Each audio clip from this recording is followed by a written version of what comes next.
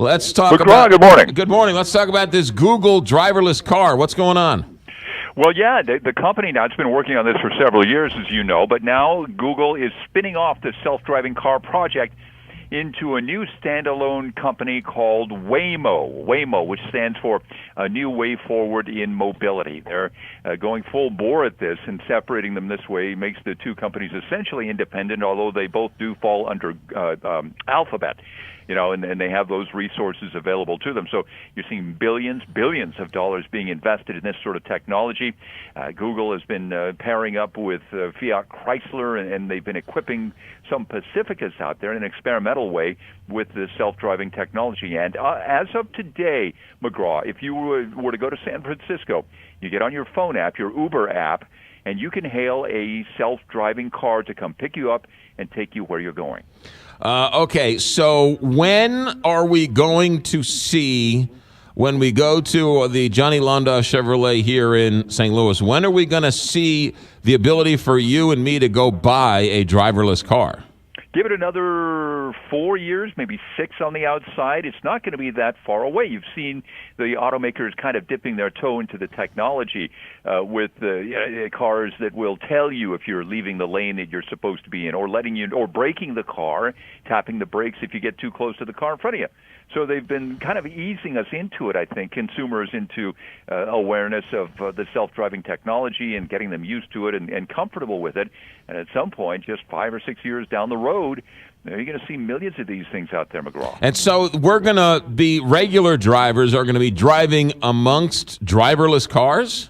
Yes, and we have to assume and hope at least that these driverless vehicles are smart enough that if somebody is in front of it and texting or doing something dumb as a human might do, that this car can compensate and either brake or get around it or avoid that sort of incident. How different are the cars going to look? Are they still going to have driving steering wheels and pedals and everything? Well, yeah, they are, for now at least. If you are in California, if you're at San Francisco now, the vehicle that will come pick you up if you hail a driverless vehicle, by the way, it's an autonomous vehicle because under state law they are still required to have a human being sitting in there in the front seat ready to grab the wheel or tap the brakes if they need to.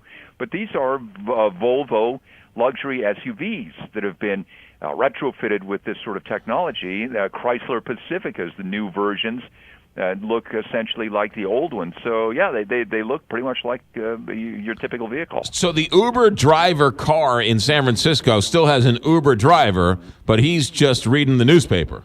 Right. They're sitting there with their arms crossed and their feet away from the pedals, letting the car do the thing. But if you've driven through San Francisco, you know how crazy some of those streets are. I mean, that's a real-world test of that technology. Yeah, and so, just really, when you get right down to it, it's another step closer to the Jetsons, right? Right. This thing, it's coming. It's not as though it's not if, it's when, and it's in the next few years, McGraw. Yeah, even the Jetsons had to drive their their spaceships around, right? They did. Yeah. Now that you mentioned it, they did. Yeah. Jim Ryan, ABC News correspondent, live in Dallas. Jim, thanks for checking in. See McGraw. You got it. So, would you be a passenger in a autonomous car? Yeah, I don't care. Really? My only problem is, I think people like driving. I like being the driver when I'm in the car. I like to drive. I don't mind driving. I mean, when I drove back from California, I didn't let my sister drive a mile. Yeah.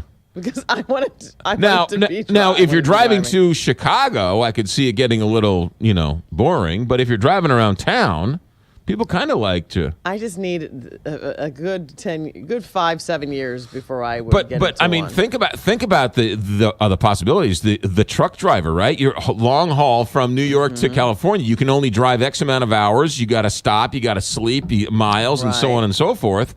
Now you don't need to. You don't need to stop or have a rest stop. So those trucks go straight across. You're not going to need truck stops because the driver isn't going to be there. So the drivers are going away.